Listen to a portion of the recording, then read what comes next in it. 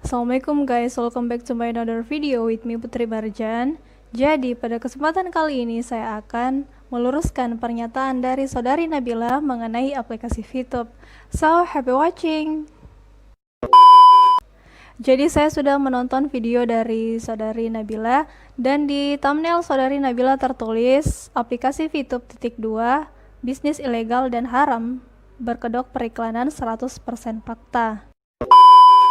Jadi di sini saya ingin meluruskan pernyataan saudari Nabila yang kurang tepat. Sesuatu hal yang dikatakan haram jika mengandung lebih banyak keburukan dibanding kebaikan. Jadi bagi teman-teman yang mengatakan bahwa VTube itu haram, mohon dijelaskan letak keharamannya VTube itu di bagian mana dan keburukan-keburukan apa yang dilakukan VTube sehingga beberapa dari teman-teman mengatakan bahwa VTube itu haram. Jadi founder dan CEO PT Future Viewtech adalah Mr. Jack Goy. Visi Mr. Jack yaitu untuk menjadi perusahaan dengan big data terbesar di Asia Tenggara. Misi dari Mr. Jack yaitu membuat internet bekerja untuk manusia. Aplikasi VTube ini merupakan aplikasi penghasil uang yang kalian bisa mendapatkan uang dari menonton iklan. Dan aplikasi VTube sendiri itu bisa di-download melalui Google Play Store. Pada saat kalian melakukan pendaftaran, kalian akan diminta KTP. Dikarenakan orang yang ingin bergabung di VTube adalah orang yang jelas asal-usulnya. Artinya, VTube ini menghindari adanya pemalsuan data. Contoh, jika teman-teman ingin melamar pekerjaan, pasti teman-teman akan diminta untuk melampirkan CV, KTP, dan lain-lain untuk meyakinkan si pemilik perusahaan agar mereka bisa menerima Anda untuk bekerja dengannya. Tapi, jika Anda tidak memenuhi syarat yang telah dibuat, otomatis Anda tidak akan diterima di perusahaan tersebut. Nah, sama halnya dengan VTube, ikuti syaratnya pasti Anda akan diterima. Kalau kalian masih menggunakan aplikasi VTube, maka semua resiko itu akan kalian tanggung sendiri. Karena mereka kan meminta data pribadi seperti KTP dan nomor bank kan. Dan mengenai akun bank, jika Anda tidak mengisi akun bank tersebut, lantas bagaimana Anda akan melakukan sebuah transaksi? Jadi, jika Anda ingin bertransaksi di aplikasi VTube, Anda harus mengisi akun bank tersebut. Jadi, VTube ini mengklaim kalau mereka punya izin penyelenggara sistem elektronik atau izin PSE. Kalau kalian nanya legalitas VTube dari Kominfo, pasti mereka akan ngasih ini. Cuman izin itu udah dicabut. Alhamdulillah, VTube adalah aplikasi yang legal. Legal adalah sesuai dengan peraturan hukum atau perundang-undangan yang berlaku. Teman-teman bisa lihat di gambar dan memperhatikan bagian keterangan atau note catatan yang mengatakan bahwa pendaftar wajib menyerahkan bukti sertifikat keamanan informasi dalam waktu 1 tahun sejak tanda daftar ini diterbitkan. Tanda daftar ini menjadi tidak berlaku dalam hal pendaftar tidak menyerahkan bukti sertifikat keamanan informasi hingga 10 Maret 2021. Teman-teman bisa garis bawahi tanggal 10 Maret 2021 dan sekarang ini masih tanggal 1 Januari 2021. Dan setelah tanggal 10 Maret 2021 jika pendaftar tidak menyerahkan bukti sertifikat keamanan, barulah VTube dikatakan ilegal. Surat tersebut tidak bisa langsung dicabut begitu saja tanpa adanya informasi atau alasan yang tepat.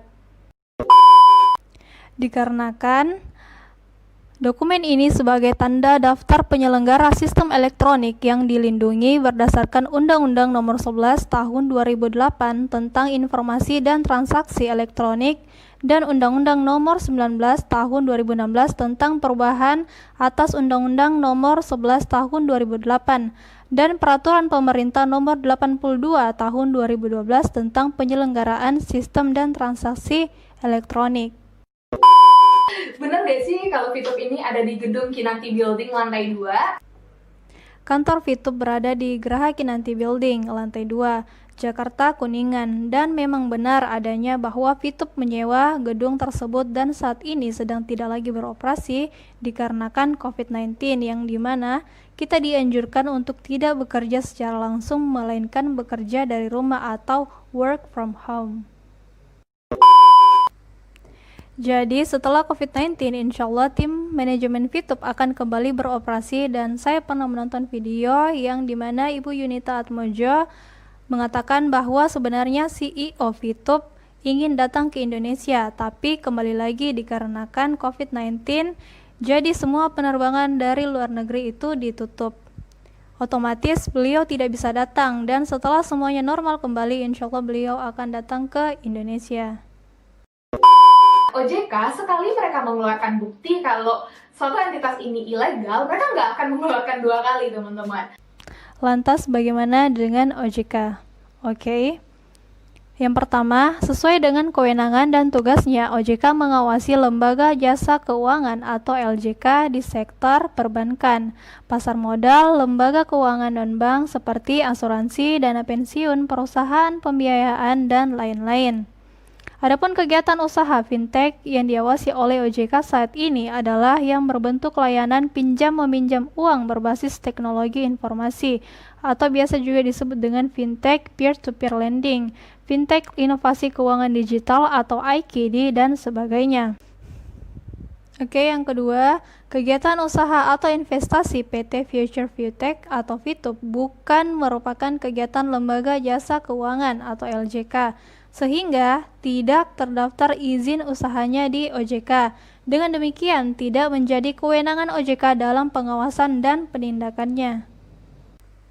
Yang ketiga, dimohonkan Bapak atau Ibu untuk teliti dengan perizinan dari sebuah perusahaan karena baik perusahaan maupun produknya wajib memiliki izin dari regulatornya. Namun demikian tidak semua perusahaan investasi harus mendapatkan izin dari OJK.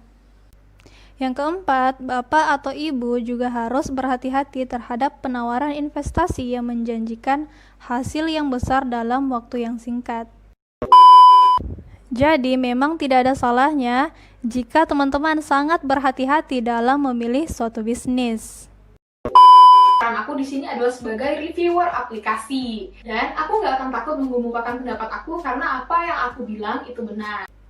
Review dalam bahasa Inggris artinya ulasan. Ulasan dalam bahasa Indonesia artinya kupasan, tafsiran, dan komentar.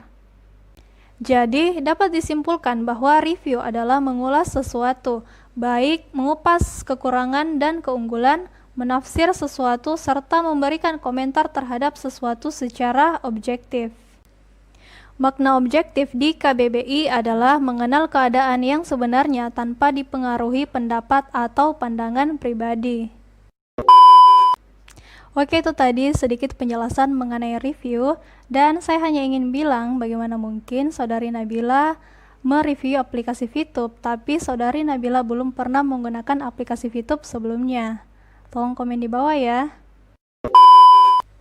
Oke, mungkin itu saja yang bisa saya sampaikan pada kesempatan kali ini, dan apabila teman-teman masih memiliki pertanyaan seputar Fitup, teman-teman bisa komen di bawah atau bisa juga DM saya di Instagram. Insya Allah nanti saya akan bantu untuk menjawab pertanyaan dari teman-teman semua. I just wanna say thank you so much for watching and see you in the next video.